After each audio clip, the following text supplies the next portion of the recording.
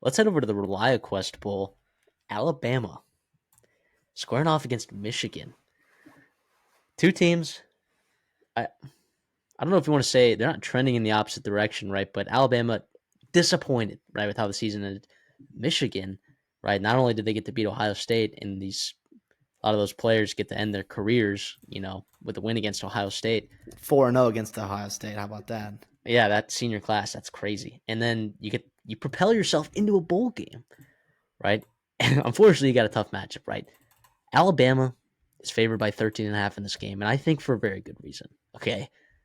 Um, as good as Michigan's defense is, I mean, and we'll get into all of the names, and I'll let you break that down, but there are a lot of defensive players for Michigan that will not be playing in this football game. Good ones, great ones, elite ones that are not going to be playing this game. On the Alabama side, it's more like the secondary, right? But at the same time, you're like, is Michigan going to be able to take advantage of that, right? So I get why this line is 13.5, and that's what we'll be picking it at here. So, I mean, how are you feeling about this game right now? Yeah, it is interesting. You also I have to talk about Bryce Underwood here too for Michigan. Getting those snaps was cool to see in that bowl prep for him. Obviously, most people watching this video probably know who Bryce Underwood is. That's the 5-star number one player in the country, quarterback who flipped from LSU to Michigan, his home state. But yeah, For that'll be education fun, purposes. obviously.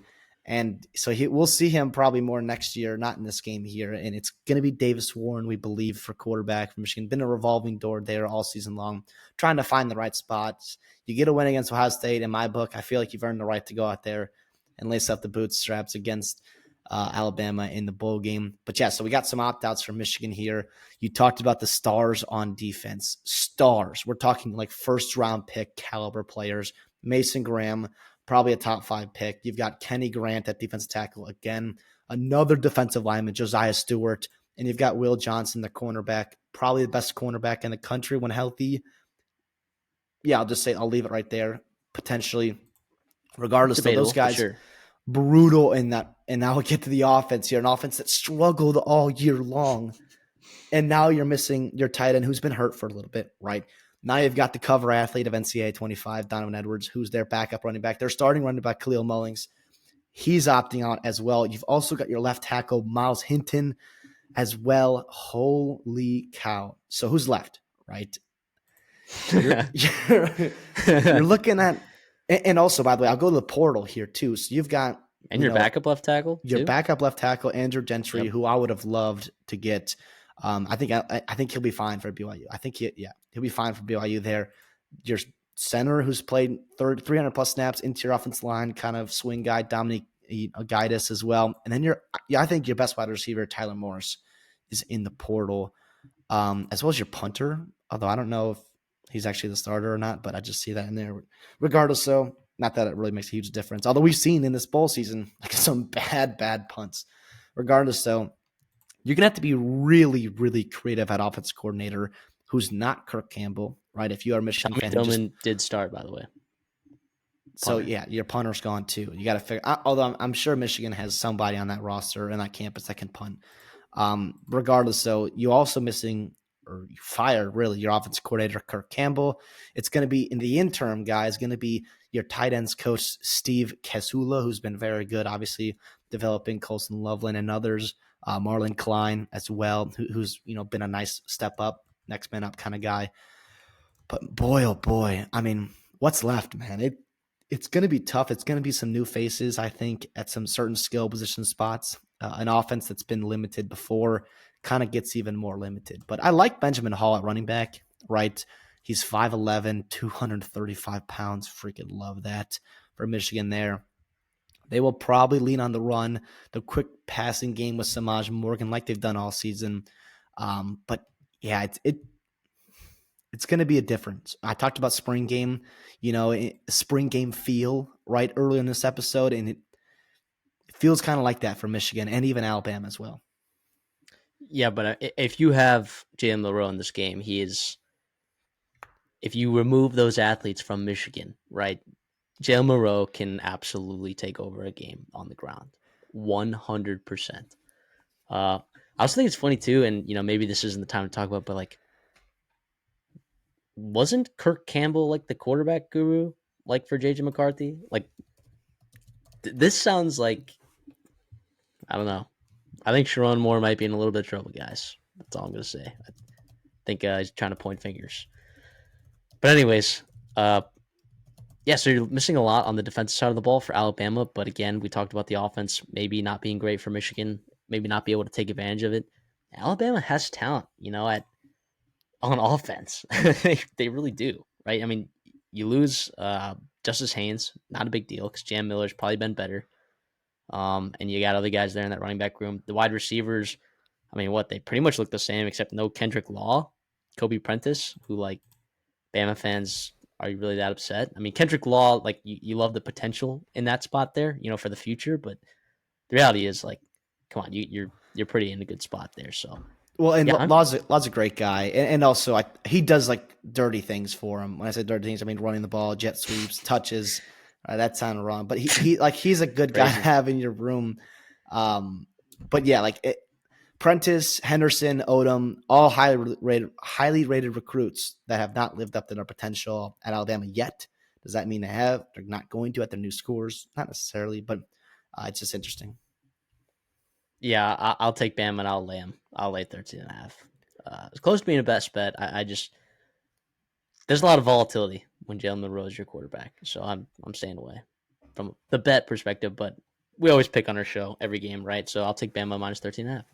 Yeah, I'll go Bama 13 and a half too. And I thought about taking it because I do think style points are going to kind of matter for Kalen DeBoer here. Now, obviously, a win is a win, and you'll take it. And a lot of times, bowl games, people just kind of forget about how you're winning. It's just if you win, you look back 4 months later, and it's like, oh, we won our bowl game, great.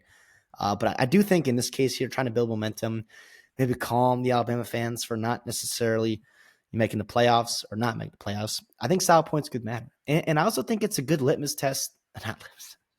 It's a good opportunity to see some young guys on that defense. So you're missing, right? Obviously, Deontay Lawson, who's a star for you, captain, leader, all that. Malachi Moore, heart and soul kind of kid. Keon Sabb, very, very talented. Devonta Smith and the nickel safety. I like him a lot. And he's going at Notre Dame, which tells you exactly how good he is defensively if they won him.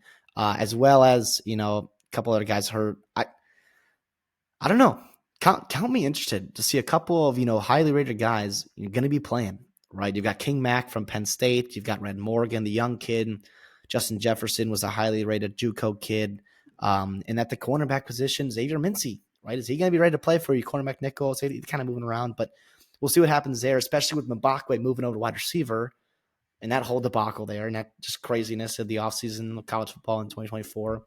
But the guy I want to bring up here, Quay Rousseau, right? Can he do stuff on the edge? And then Keon Keeley. You've been hearing things about him from the defensive coordinator, defensive lines coach. Like you've been hearing things about him. We've been waiting for him. Like when are we going to start hearing about Keon Keeley? Now you are. Sometimes we do talk about the young kids, the underclassmen, and how important these bowl practices are for them because in the regular season, those practices look a lot different than the offseason and the training camp. Like not often are you having position battles and like real reps going on all week long and stuff like that for these guys in the second and third string. So the bowl season, you kind of have a chance to reset the depth chart and kind of get an opportunity to go out and compete for a spot in playing time in that bowl game. And you see, new faces kind of emerge there. I hope to see him playing for Alabama as well as some of the young wide receivers. I don't know. I mean, this game will be interesting for sure. It's going to be in Tampa.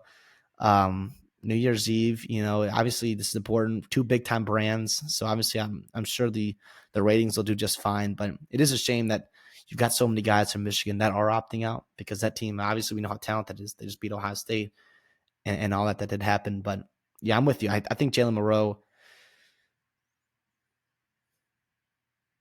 Yeah, I think Jalen Monroe's a guy that could take over this game, especially with Jam Miller and Richard Young playing running back for him. I don't know. I Yeah, mean, if he doesn't play this game, I'm completely flipping my pick probably. Actually, so I many wouldn't do losses that. on defense. So many losses. No. And you've also got they've got a solid quarterback room there. I'm sure Ty Simpson could be just fine. But I do want to ask you, like, I'm kind of going through the list here, and I'm like, well, like I'm looking at the best players that are playing in this game right now, right? How many? you got probably 3 or 4 of the top ones are coming from Alabama, right? A couple offense, well, maybe like Yeah, no row, a couple offensive linemen. You've got pick your wide receiver, Ryan Williams, Bernard, either one of those guys. yeah. Damani Jackson. There's a big old talent gap for sure. But that didn't stop Oklahoma. That didn't stop Vanderbilt. But the key with those, Oklahoma muddied it up, right? Which that was a Oklahoma team that was not littered with opt outs, right? The one that we saw against Navy, and with some pretty good bodies there on the defensive line. Not like Michigan has, right? But Michigan, those bodies are gone too. So, and then for Vanderbilt, for them, their key was just staying ahead with the explosive plays and the creativeness on the offensive side of the football, which I don't know that we're going to get from Steve Kasula. So, good luck, Michigan. But yeah, we'll both be riding out. Oh wait, 13. yeah. Sorry, I was about to give my best bet. Make sure you're watching our best bet because I do have one for this game. It's not the spread. So